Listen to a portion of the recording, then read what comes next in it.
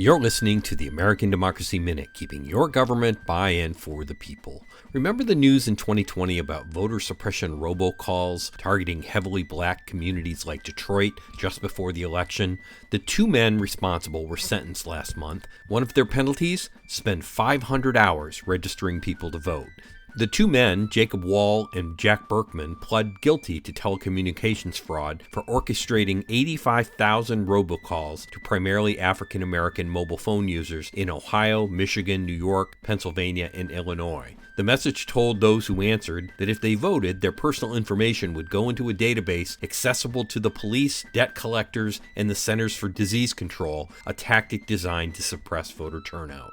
NPR reports that in the first of a number of legal actions, a Cuyahoga County judge sentenced them to probation with a GPS ankle bracelet, $2,500 each in fines, and 500 hours of registering voters in Washington, D.C. They also face lawsuits from a civil rights group, the Lawyers Committee for Civil Rights Under Law, and the state of New York, plus felony charges in Michigan. In August 2021, the FCC said it was considering a $5 million fine, the largest ever proposed, for robocalls violating the Telephone Consumer Protection Act.